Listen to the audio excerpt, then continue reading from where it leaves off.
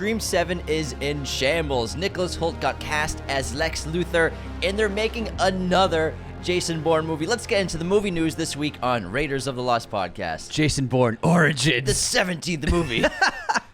So, Scream 7 is in disarray because the studio execs of Spyglass, as we all know, fired Melissa Barrera after she posted on social media in support of Palestine and a ceasefire. And then Jenna Ortega followed suit by dropping out of the picture herself. I'm not sure what they were expecting would happen when they fired Melissa Barrera. Did they think that Jenna Ortega would be like, yay, now I'm the lead? You don't think they're close and tight? Like, obviously, she's going to be really upset about that and follow her friend out. Yeah, Spyglass, they shot themselves in the foot here because I think they underestimated the backlash that they would receive from an actor in Hollywood, getting cut from a movie, as well as the support from her friends. Obviously, Jenna Ortega, it was reported that scheduling conflicts for Wednesday Addams, which is why she can't do this, but she was already signed on, so she's just dropping out. And they're desperate, Spyglass, to get Scream 7 going somehow. They're trying to court Neve Campbell, Sidney Prescott, who they wouldn't ironically pay for Scream 7. So they're trying to get Neve Campbell for Scream 7. She's going to get paid now. I bet if I'm Neve Campbell, you have to pay me $20 million to be in this movie. I would say that too. That's what makes money. If you want me to be in this movie, pay me $20 million. After the disrespect that was shown for Scream 7 and not being paid for it, it is just a mess. Spyglass Entertainment, they also just came out with Thanksgiving, which is now being boycotted by people over the same kind of thing. Mm-hmm. And this was just a bad move from the studios, and I think they just didn't understand what kind of fallout would happen. So here we have another case of studio execs acting like absolute boneheads. Yeah, I guess that's a way to put it. But how Way to go, guys. We run... Scream 7, who knows if it'll even get made now? It'll get made. Who are they going to put in it? Who are going to be the main characters? It'll be Scream Origins. Who made the Ghostface costume? Will they get, Skeet Ulrich to come back as Billy Loomis? Maybe. No, that's not Skeet Ulrich, is it? Yeah. Okay, you got it right. You're a smart guy. With him and the guy from Underworld. I always get their names mixed up. Which guy from Underworld? The guy from Underworld. Michael Sheen or Scott Speedman? Scott Speedman. Okay. That's who. I don't know why. But Scream 7 is a mess, and I probably wasn't going to see the movie anyways. You made a great tweet. Yeah. What'd you tweet? You said... Well, because everyone was like, I'm boycotting Scream 7, retweeting the story. And then I was like, I already wasn't going to see Scream 7. So, anyways. That's amazing. I didn't love 5 and 6. I didn't love me either. Me either. But the way 6 ends is Melissa Barrera's character is essential to go forward to the story. So, I don't know what they're going to do. They'll have to do a reboot. We'll see. But let's move into the box office. Now, the 5-day holiday weekend had some pretty good surprises. Now, Hunger Games, The Ballad of Songbirds and Snakes, is still on top of the box office with $40 million this 5-day weekend. And Napoleon surprisingly beat Disney's new film. So Napoleon grossed $33 million domestically. A very good... I mean, Hunger Games $40 million on a 5-day weekend is an awesome second weekend. Yeah. And that movie's probably at $100 million domestic now, and maybe... Easily. So it's probably turning into the red right now. It's closing in on 300 globally. So it's going to be a profitable film already. But Napoleon might have a good second weekend. I think it might have some good word of mouth. And there's really nothing like it in terms of the war epic out right now. And there was a lot of competition because Thanksgiving weekend's always been famous for family movie going, and that's why Disney's always dominated Thanksgiving weekend, except for now with Wish only getting $32 million on, again, a 5-day weekend. Not very impressive for an opening week for 5 days. Especially for a new Disney release, and they were probably hoping for closer to 60 to 70 million for the 5-day weekend. All these movies came out on Wednesday. Yeah. Wednesday to Sunday. And then Trolls Band Together remains a pretty good contender, and its second weekend with $25 million for this weekend. And then Thanksgiving, Eli Roth's horror film, which we mentioned earlier, is in fifth place with a surprising $11 million. So that film is doing very well. It's closing in on $30 million right now. So technically it had a better second weekend than its first weekend because it pulled $10 million. But again, it's a 5-day weekend. Yeah. But people are liking it. Buffer. The Marvels is still on a downward trend with $8 million this 5-day weekend. The Holdovers, Alexander Payne's new film, grossed $4 million in its wide release this past weekend. That's pretty good. It's looking like it's going to probably do Priscilla numbers. Both of them are doing terrible. Well, in terms of their budgets, they're both going to be in the red. They're both in the red by like negative $30 million. What was the budget of Holdovers? Both of them are around $30 million budgets. Yeah, but it's the first weekend. It's not completely wide release. But it's a 5-day weekend. Yeah. And is pulling only $4 million. Man, you're so negative today. Look at this guy. It sucks. It's terrible. Listen, I'm analyzing the box office. You just said a $4 million opening weekend is a good weekend. Priscilla opened with And it was a bomb. No, it's got 20 million. It's still in the red by like -20 still. Priscilla was an expensive movie. It's not a bomb. It's doing pretty good. It's not gonna turn a profit. Neither is Holdovers. They're both gonna be in the red. They're both gonna lose money. That's all I'm saying. We'll get people to watch it. Yeah, we will, but I'm just saying that objectively, the Holdovers and Priscilla are both gonna lose a lot of money for their studios, respectively. We'll see, man. We'll see. The Next Goal Wins. No, this is a bomb. Next Goal Wins a bomb. It had a pretty big budget too, and it's at $2.7 million for this 5-day weekend. Taika Waititi's film, unfortunately, did not deliver at the box office, nor with critics. I think it's worst performing film with audiences and critics. It seems like it. Yeah, because that was like a $50 million budget. But of all these movies, Hunger Games, Trolls Band Together, and Thanksgiving are so far really the only successes of this haul right now. I'm shocked. Hunger Games with these legs, like the fans really came out, man. They came out. I'm not really surprised. It's a beloved franchise. Yeah, but I mean, I don't know, because different cast, different story. But this movie, it looks like it's going to be the surprise of the fall if it keeps on like this. It's comparable to the Fantastic Beasts movies. Even though they're not great movies, the first one is still very successful. It pulled like $600 million at the box office. That's true. But I do think the Hunger Games movie is better. This one is better than the Fantastic Beasts movie. Really? Fantastic Beasts were okay. They were good. They were underwhelming for sure. Very underwhelming. I've never had a bone in my body say, "Hey, let's watch Fantastic Beasts tonight." Exactly. I've never want to watch it again. I've only seen them all once. So I don't really have. That's all I need to see them. But Hunger Games, I think they did a good job. I think they did a good job with it. All around is a strong movie, and Fantastic Beasts the opposite. So I think that there's a lot of potential going forward with this new trilogy they're going to do. I think so too. Yeah, for sure. But overall, decent numbers for a 5-day opening weekend. Yeah. Hunger Games really pulling up front. But, some movies living in the red there, man. And then the next big holiday weekend will be Christmas, so I'm excited to see the Christmas numbers. I'm very excited to see Poor Things. Oh, December's going to be amazing. Yeah, we got some really big bangers coming up. Poor Things is going to be awesome. Yeah. Speaking of top stories this week, you mentioned earlier, Nicholas Hoult has just been cast officially as Lex Luthor in the upcoming Superman Legacy from James Gunn. And this is pretty reminiscent of when Cillian Murphy was cast as Scarecrow in Batman Begins, even though he went up for Batman, wasn't quite right for the role, but the director still loved him, so he's like, hey, can I get you in there for Scarecrow? So something similar is happening with Nicholas Hoult, and I'm sure Lex Luthor will have a large part to play in the entire franchise of this film. Yeah, I think they're making a trilogy. That's the plans, and hopefully Lex Luthor's in all of them, because he's a great recurring villain for the Superman world. And Skylar Gisondo will play Superman's pal, Jimmy Olsen. You may know him from Inherent Vice. What character is he in Inherent Vice? He's the actor friend. Oh, my God. Yeah, the actor friend in Inherent Vice. I mean, not Inherent Vice. I'm sorry. It was Licorice Pizza. Sorry. Yeah. Okay. That's Licorice what I was Pizza. Yeah, okay. And then right now he's got a supporting role as one of the brothers in Righteous Gemstones. So he would have been too young to be in Inherent Vice. Yeah. But he was in, sorry, I mixed that up with Licorice Pizza. But he's really good. He seems like a good fit for the role. Fans seem to be happy with the cast. I think they overall did a great job casting this movie. I'm very excited. The cast looks stacked. And we talked about more of it last week. But so let's move on. I'm sorry. Speaking of last week, so the villain we talked about last week, she's going to be like the main henchman for Lex Luthor in the film. Okay, so Lex Luthor's going to be like pulling the strings exactly. of everything. I'm excited because Nicholas Hoult, we've talked about him a ton, and he's just missed out on so many big roles. He was number 2 for The Batman, losing out to that. Obviously, was number 2 for Superman, losing out to this. He's lost out on huge roles. Bond, he's lost out on a ton. And so to finally get like a huge role in a massive IP, not just like an ensemble like X-Men First Class, because that's just a huge cast. Mm-hmm. And he's blue and has hair on his face the whole time. He's got thumbs on his feet. Yeah, he's a beast. So half the time he's human, half the time he looks like a beast. So I think it's an awesome role for Nicholas Hoult to get, because we've always said he's on the cusp of being like a big movie star. He is. I mean, he's a movie star, but he's just missed out so much on big roles. I think in his middle age he'll get that huge lead role. Because this is a big role, but he's not the lead of the movie, obviously. But I think when he's probably in his 40s, he's gonna get that eventually. Big one. And when comic book movies are done really white, they are done pretty white. When they're done when they're done well, the villain's always remembered, and the actors who play the villains. Sometimes the movie's only as good as its villain. Exactly. Yeah. So I'm pretty excited to see Nicholas Hoult as Lex Luthor. Yeah. I wonder if they'll shave his head. It'll be better than the last two. Kevin Spacey was okay. Kevin Spacey was kind of the perfect casting at the time to be Lex Luthor, but just that movie was just underwhelming. His whole plan was ridiculous. Yeah. I'm going to build real estate with this rough terrain, even though most of the planet is unlived in. Yeah, it's a weird plot. It's like, we need more land. No, we don't. He did almost take down Superman, though. Terrible plan, though. That kryptonite.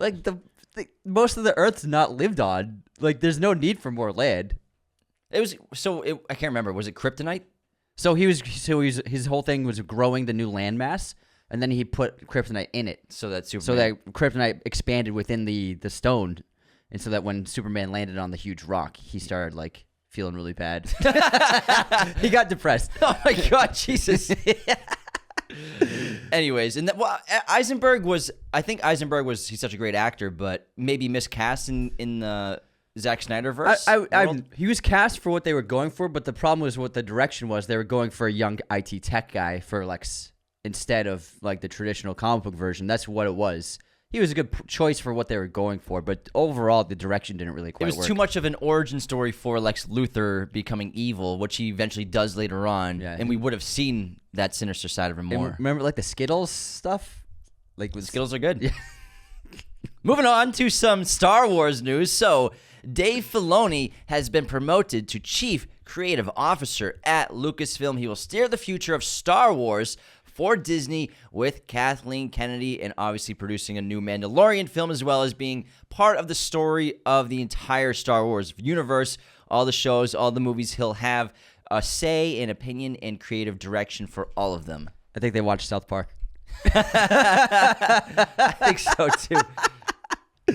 I think it's a good choice. People love him, and he's proven himself in the world of Star Wars for years now. So if you want a creative officer, I think that Filoni is definitely the best. You don't want just a producer who's been successful at producing movies. You want someone who's been successful making Star Wars stuff, and he has been for years. And so he knows the lore very well, and making content that fans love. So I think he's really like the only option going forward. And it's something that they need to please the fans now. Yeah, and I just hope they give him, like, because of their TV shows, and it seems like they've just been heavily controlled by Disney in general, of giving him more creative control. Maybe this is a move where, because Ahsoka was underwhelming for a lot of fans, some people loved it, some people didn't like it. Same thing with all their other shows. So even though he's the one who directed that show and show ran it, maybe he had a little too much. Maybe he didn't have complete control? Yeah, maybe the studio was looking down over his shoulder every time. Maybe he'll have more control over what? I'm just picturing South Park's Kathleen Kennedy, the Cartman Kathleen Kennedy. Kathleen Kennedy's under my bed. That's what I mean. So maybe he'll have control over the stories and over the direction of the shows and movies going forward. Sure. And maybe it'll increase the product, the value, the production value of the product, the creativity of the product. I think that's a great point. It's an excellent pick. All right, moving on to one of our favorite action franchises is the Bourne franchise. Well, it was. They're making another one from director Edward Berger, who directed All Quiet on the Western Front, the Netflix original film. There's no news really about the project. We don't know if Damon's coming back. We don't know if it's going to be an origin story or whatever. There are a lot of novels to adapt, so they can mine the story for so much material from all the written material. So I think that if they're going to go forward, they should recast it. Damon's getting pretty up there in age, and the last one wasn't really well received. So I would say if you're going to do this, do a reset and start a whole new franchise. Because the character's great, and it's kind of like this could be a new Bond for the next 50 years. The new Jason Bourne. Obviously, Damon is perfect in the role, but I'm curious to see if a new direction they could take. The thing with the character is recasting it. They kind of try to do that with Bourne Legacy, even though it's a different kind of agent with Jeremy Renner. He's not Jason Bourne. He's just an agent in the Treadstone program to an extent, but the Super Serum was that's such a forgettable movie, Bourne Legacy. And then Jason Bourne, technically the fourth film to Matt Damon's franchise. Like you said, it was not just well-liked. It was just underwhelming, especially even Matt Damon was back and Paul Greengrass was back. I've seen that movie once, and I've seen the other ones 10 times each, at least. Oh, same. Same thing with Fantastic Beasts. But in terms of the story of the character, in terms of an amnesia, a secret agent who gets amnesia, will it work as well for a reboot like a James Bond character does? Because James Bond is kind of easy to wipe the slate clean, go for it again, and you can do different things. But because you have the necessity of the amnesia for the character of Jason Bourne, if you reboot it, it's just going to seem too similar to the original. Yeah, that's a good point because with Bond, you can get very creative with the characters in Bond. You can really reinvent the character, which they do every time. But with Bourne, you are beholden to the structure of the story, and you're also beholden to, do people want to watch the people in tech rooms, in the surveillance rooms, in the geopolitical stuff? Do we want to see that still? So I think we know the answers to all the questions now. So I would say if they're going to do it, try to make it smaller in scope. One of my problems with the biggest problem with the fifth one, Jason Bourne, was it just felt like the same thing. It was like a bunch of old dudes in government who were evil, and then we had a whole surveillance crew. It's like, if I was going to do it, just make it just follow Bourne's POV. We don't need to see the surveillance rooms. You don't need to see all that. I think it would be more interesting if they went smaller in scope and scale and made it like more of a gritty, low-end film. And if anything, I would take away the amnesia. Sure. Eliminate that from the story. Maybe it could end with him getting amnesia. Possibly. First film. So maybe like an origin story for Jason Bourne, but maybe the whole movie's based off one mission. I would like that. That he doesn't lose his memory. Maybe he's more of an empathetic character, less of like a Terminator machine. Mm-hmm. Maybe he's trying to go against Tron. I don't know, but it would just seem too familiar if it's the same story, secret agent, amnesia, trying to piece everything back together. It would just be too reminiscent of the original. And it's tough because the first three are so good. And it takes 3 movies to piece everything back together. Yeah. But we get all those answers. So that's the great part of that trilogy is the mystery. Yeah. It takes so long to solve. We'll see. But I think they have a good director picked out. That guy did a great job. Oh, it's an awesome movie, All Quiet on the Western Front. He did a great job. Let's move on to some Batman universe news. The Penguin. We got our first look at Colin Farrell in the Max original series as Oswaldo Cobblepot. Now, this show will pick up just a few days after where the Batman ended, exploring the moves that Cobblepot makes in the power vacuum left by Carmine Falcone's departure. They call him Falcone in the movie for the Batman verse. Then Falcone yes. in the Christopher Nolan trilogy. Yeah. And I'm pretty excited to see this because Colin Farrell is obviously an incredible actor. Oz was a standout in the Batman. And it obviously ends after the flooding of Gotham. He is just peering out over the city, sun rising, just plotting basically my plan to take over the city. Mm-hmm. And it's going to be really exciting, I think. Sort of an origin story in terms of his rise to taking control of Gotham. I'm looking forward to it. I think he looks great. And that was one of my favorite parts of the film, was Colin Farrell. Mm-hmm. Next up, we got our first image of Nosferatu, the upcoming Robert Eggers film, about a remake of the original classic film. We got the first image of Lily Rose Death with a shadow of Nosferatu's hand covering her body and face. And it's just reminiscent of the shadows in that film and also the shadows in the film Vampire, the other silent film. And I'm really looking forward to it. There's also this... In the shadows of Cabinet of Dr. Caligari. Yeah, there's this really great blue, desaturated, blue-gray tone to the color. All of his films have a different color hue to them. Obviously, the black and white of The Lighthouse, and then the desaturated, silvery quality of The Northman. And this one looks just really fantastic. And so Robert Eggers said, I'll say that because Bill Skarsgård is playing Count Orlok, he said, I'll say that Bill has so transformed, I'm fearful that he might not get the credit that he deserves because he's just not there. I'm just not there. There's an idea of Patrick Bateman. There's an idea of Count Orlok. He's getting ready in the morning. And he said he felt like honoring who had come before him in terms of the actors who also played Orlok. It's all very subtle. But I think the main thing is that he's even more a folk vampire. In my opinion, he looks like a dead Transylvanian nobleman. And in a way, that we've never seen what that actual dead Transylvanian nobleman would look like and be dressed like. So buckle up and bolt your windows and doors. A brand new Robert Eggers nightmare is about to unfold. There you go. So Lily Rose Depp plays Ellen Hutter, the wife of Nicholas Hoult's estate agent Thomas, who will be petrified by the power of the bloodthirsty Count Orlok. And they just released today, just now, a photo of Nicholas Hoult, a still of him in the film. Oh, no way. He's got these huge, the thick...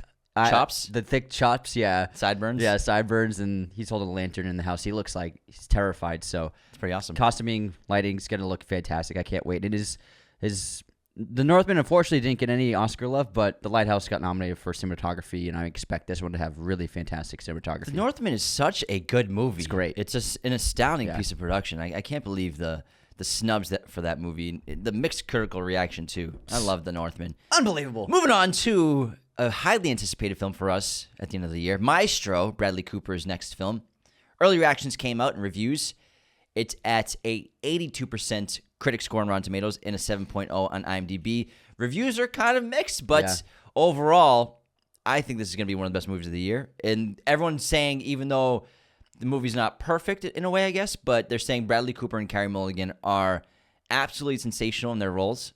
And Bradley Cooper just disappears into his role as Leonard Bernstein, really just portraying several different decades of the man's life in his 20s, 40s, 50s, the last days of his life, and really just embodying that person and that character so well. And Carey Mulligan is supposed to be a career best performance for her as well. I read an interview of Cooper's recently where he said that he spent 6 years training to accurately portray composing an orchestra on film. Because it's very complicated, and what composers do is all very technical and controlled. It's not like just, it might look to like an random person like, oh, they're just like waving their hands around, but it's all extremely precise. And he spent 6 years getting ready for just this one scene. It's a 6-minute scene. It's supposed to be incredible. I can't wait for this movie. Me too. The trailers are awesome. I think it's going to be fantastic. The trailers are awesome. Yeah. I don't care what anyone says. I don't care. 82 is still a good score. Yeah. Let's remember. But also, this is the very early reaction. I'm sure it'll bump up higher. We'll bump it up. We'll bump it. Yeah. We'll get those numbers up. All right, next up, speaking of Karate Kid news. Who said speaking of Karate Kid? That's all we've been talking about. What did we reference Karate Kid? Speaking of Leonard Bernstein, let's move into the Karate Kid. So, Jackie Chan and Ralph Macchio actually... Macchio. Oh, shit, I said it wrong again. Ralph Macchio just released a video together where they announced that they're teaming up for a new Karate Kid film, and they're on the hunt for the next Karate Kid.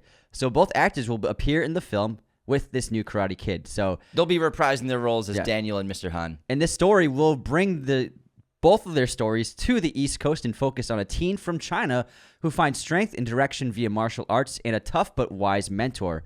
So the search is underway for the Chinese actor to inherit the title role, and this looks like a lot of fun. I think fans of both the original and of the new TV show that is a big hit are going to be really excited for the film. Yeah, to have them both be in there, which is really cool, because obviously Pat Morita passed away, so he can't reprise his role as Mr. Miyagi, but to have Daniel's son, Daniel, back as well as Mr. Han, it's very cool. So it's kind of just connecting the world of the Karate Kid, even though the Jaden Smith Jackie Chan one was one. So stop laughing at me. There's a tree on James. On Jamie? There's a tree on James's desk, and he keeps bumping into it. You fucking put it there. You can move it. It's cool to connect the whole world of the Karate Kid. Yeah, even though that was kind of looked at as a remake, but not really. I think it's a smart idea, and to make it international. So it's not really technically a remake or reboot. It's a legacy sequel. Yeah, a legacy sequel. I like that. All right, there are only a couple of trailers released this past week, and they're trailers that we've already seen before, from films that we've already seen trailers of before. So there's a new Ferrari trailer that was released. Looks really fantastic. We get a lot more about the story and characters involved. And I was just really impressed and floored by the trailer. Very powerful stuff. And then there's a new Poor Things trailer. Yorgos Lanthimos' new film with Emma Stone and Mark Ruffalo reveals more about the character and what really her motivations are in terms of becoming like a human being and trying to become like a person. And both trailers look fantastic. These films are coming out in December, so buckle up. Get ready for these. Cannot wait. That's it, though. No new trailers, really. That's it for trailers. Yeah. All right. Well, let's get into some stories. We got our first look at Eddie Murphy reprising his role for I gotta see this. Beverly Hills Cop Axel Foley. That's what it's called? That's the name of the title of the movie. That's a terrible name. Based off the title of the movie, I'm a little skeptical now. But obviously, those OG Beverly Hills movies are awesome. I love Beverly Hills Cop. So I'm going to be optimistic. But it's cool to see Eddie Murphy back in this role as Axel. Everyone loves Axel. And they were hit movies back in the 80s. So it's going to be cool. That's the title? Man. Oh, wow. They're really hitting the IPs hard, you know. You got to get the right keywords. Yeah, but like fans of Beverly Hills will You don't need to put Axel Foley in the title. But a lot of people might not even know who the character is. True. Maybe that's why. Oh wow, look, he's still got the varsity jacket. Yeah, that's awesome. Maybe he's a little too old for the varsity jacket. Maybe, yeah. Well, I'm looking forward to this. Yeah, that'll be fun. All right, next up. Creed 4 has just been announced, and once again, Michael B. Jordan will be directing the film. So he's really spearheading the future of this franchise. I like it. I like it. I liked Creed 3 a lot. Yeah, it was really well received. It performed well at the box office, so obviously people in the studio want more. I think that's a top 20 movie for me this year. Creed 3. Nice. I think so. Oh, yeah, they came out this year. Yeah, it came out in March 2023, man. Oh, my crap. God. Yeah, not quite the top 10. No, not anymore. Yeah. It was in the first half of the year. It's crazy, man. I posted my top 10 on Twitter, and, man, the fucking vitriol out there for me having my own opinion about movies. Also, I want to let you know, so Anthony posted a top 10 list, put 11 movies on the list. Not many people noticed. Yeah, most people didn't notice. Some people just are like me. Someone's like, apparently can't count, unsubscribe. But, man... Like, it's unbelievable. Like, people are like, this should be on there. How dare you not put this on there? It's like, this is my list. Someone called it an AI-generated list. This is my... I know, right? I was like, oh, my God, I can't have an opinion? It's like, this is my personal favorite movies of the year. But if I don't have Spider-Man Across the Spider-Verse high enough, I'm a bad person, apparently. Moving on to Venom 3. Tom Hardy made an Instagram post, and he opened the post with the caption saying, "The Last Dance." So this maybe is his last time playing the character? A lot of speculation going on here. It's not like people are like in love with this franchise. I don't know. I like Let There Be Carnage. I'm one of the 7 people that actually enjoyed that movie. It's like act like it's like this huge epic thing. Well, no, because it all ties into Spider-Man 4 and everything. Yeah. Oh, yeah, Sony's true. movies, Yeah. Sony's universe with their villains turned heroes. You know what? If for Tom Holland's next movie, I think him versus Venom would be a lot of fun. That's what they should do. No one else, just Venom and him. We don't need the Sinister Six right now. Yeah. Just Venom versus Spider-Man. Yeah. Because they didn't really do a great job of it in Spider-Man 3 because there's so many other villains going on. Because we have Goblin, we have Sandman too. But just Venom, just like old school, like the cartoon, we were just Venom versus Spider-Man. It was great. Yeah, man. Let's get it back. Who knows? We will see. But it seems like it's maybe the last time Tom Hardy's going to be the character. Yeah. Maybe he's going to die or pass on the mantle. Well, I mean, he probably wants to do other stuff. He does. He's made his money. He made that Venom money. Venom! Venom. Knock, knock, let the devil in. Venom! Next up, we got some Naruto news. The anime is been rumored to be getting made into a live-action film for about a decade now, but there's finally some new news about this. They have a screenwriter attached to their movie now. Tasha Huo, who also wrote Tomb Raider, will be writing the film Naruto, the live-action. Interesting. All right, one of my favorite things that happened this week was two of my favorite celebrities. So Denzel Washington, one of my favorite actors of all time, and then Tom Brady, just like the sports hero of Boston. They collaborated on a podcast this week. This is amazing. And they actually recreated a scene from Remember the Titans. And so...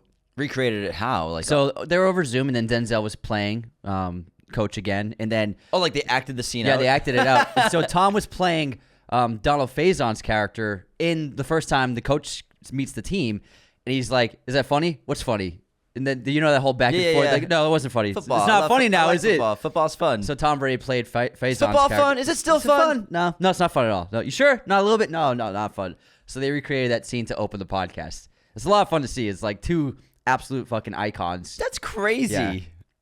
Man, that's so cool. Yeah, That's I'm very gonna cool. listen to it today. Man, I gotta check that out. Yeah, Denzel it's and fun. Tom. They look like they had a lot of fun too. It's great. Man, the respect they must have for each other. Yeah. It's so cool. Both of them are like, oh my God, it's the all-time great. Oh my God, it's the all-time great. Two goats, man. Two goats. Plus, Denzel loves football, and obviously his son was a professional football player. I mean, any fan of football is gonna have the utmost respect for Brady. Very cool. So, moving on to some Christopher Nolan news regarding the James Bond film rumors. You remember, we were pretty skeptical of it, where I was, I think. I wasn't. It's been announced that Christopher Nolan will not be directing the James Bond films. He was in an interview for a new screening for Oppenheimer. They did this past week, and they're promoting the physical release. Yeah, the Blu-ray steelbook. 4K, yeah. So he got asked during the interview the rumors about the James Bond movies. He said, "No, it's not true. Unfortunately, it's not true." I called it, man. Too bad. Called it. I told you. There's no way. Even if they talk, I'm sure they called him.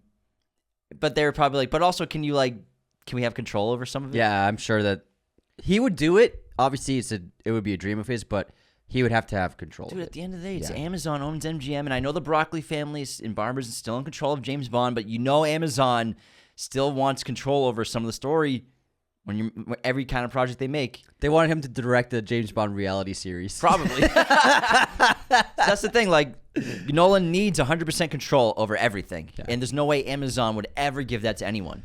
What a disappointment. What a disappointment. I'm not disappointed. I would have loved to see a period piece. James Bond will never get that. We only would have gotten a James Bond period piece if either Nolan was allowed to make it or Tarantino was allowed to make it. They're the only two that would have done it. I know. Well, I mean, just go watch the old ones. Yeah, but I would love to see an old, like a period piece with like the modern filmmaking that we have today. That'd be cool. And the huge stunt work we can do now. It would sure be awesome. It'd be amazing. But also, it's Nolan. I'm pretty excited for his original ideas going forward, like he always does. He's a cool dude. Listen to your friend Billy Zane. That's your new favorite reference. Yeah, I love it. All right. Gary Oldman is in the news. The first still from his upcoming film from Paolo Sorrentino was just released. And Sorrentino is one of Italy's most acclaimed directors. You've seen a bunch of his movies. Oldman will be co-starring this film, which is about basically Sorrentino's love of his hometown of Naples, and will focus on the life of a woman named Partenope from her birth in 1950 to the present day. Now, this looks very much like it's heavily inspired, obviously, by something like 8.5. It's got black and white cinematography. It's set in the 60s and 50s. And looks like a lot of social life set. And Sorrentino's done the social life in modern Italy a few times, most notably with The Great Beauty. So I'm looking forward to this. I love him. Great director. And Gary Oldman, I can't wait to see him in Italian. Maybe I bet he could do Italian. You know he will speak it. I bet he could do it. If an actor can do it, Gary Oldman can do it. 100%. Yeah. 100%.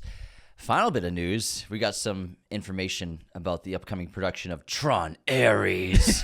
That's the correct way to say it. Ares. Starts filming after the holidays. It'll be shot in Vancouver, Canada. So get ready for Tron Ares. In probably 2025 then. Ares. No idea. I bet it's going to be winter 2025 is they'll be released. No really plot details have been released about this film, right? Nobody's interested in it. They've just done casting releases and nothing about plot at all whatsoever. Let me double check. Oh yeah, because just casting announcements. Because it also has Evan Peters, Cameron Monaghan, Jodie Turner-Smith, Jared Leto. Oh, Greta Lee got cast in it recently. Yeah. That's right. Yeah. So I mean, the cast is really good. We'll see. I don't know what they're gonna do. Who's directing it? Ruben Fletcher is directing it. No. I just wonder what they're gonna do. Are they gonna continue the story of the ISOs coming into our plane, into our Earth, basically, and continue that story and have another villain inside the Tron program? I don't know. Okay, so it's going to be so Ares is Jared Leto's computer program, and he's on a journey from the digital world to the human world. So he's stuck inside the program? So he's not related to any of the characters in the previous films, and so he's already in Tron. So he made a DSL to Tron, and he got stuck inside of it. So he's a program in the digital world. I mean, a DLC. I'm sorry. Yeah, he's a program in a digital world who wants to enter the human world, and it's directed by Joachim Ronning, who directed the last Pirates movie, Maleficent, Mistress of Evil. So he's done big budget movies, but both of those films were meh. They're okay. So we'll see. And it's written by, who wrote this? Steven Lisberger. Oh, no, he wrote the original Tron. So this is Jack Thorne is the writer of this screenplay, and he wrote His Dark Materials, Enola Holmes 2, The Help. No, just Help.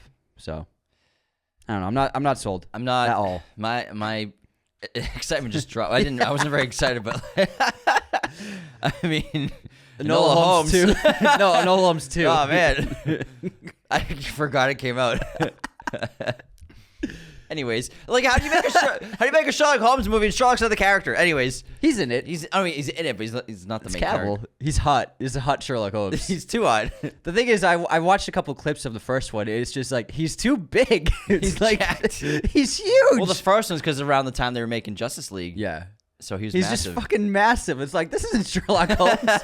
he got the performance down, but it's just like he's just a massive like human. The body mass is way too big for someone in Sherlock is a person. Yeah, he's a person who like hardly ever eats, and he's always just like very malnourished looking. Yeah, very gaunt looking. So it doesn't fit the character at all. Well, I mean, I watch Henry Cavill play any character, so it works.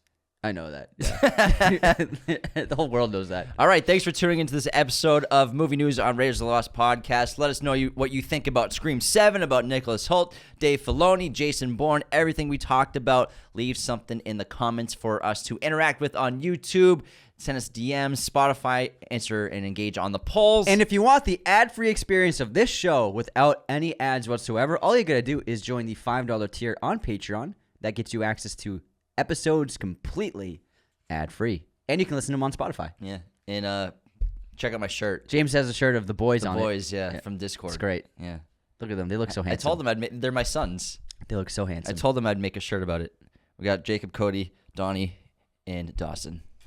What a cool bunch of kids. What a cool bunch of cats. All right, take care, everybody. See you next time. Thank you for watching Raiders of the Lost podcast. Be sure to hit that subscribe button, hit the like button as well, notifications for sure. Listen to the show on Apple Podcasts, Spotify, everywhere you can listen to podcasts, and be sure to check out this other content we have on our YouTube channel.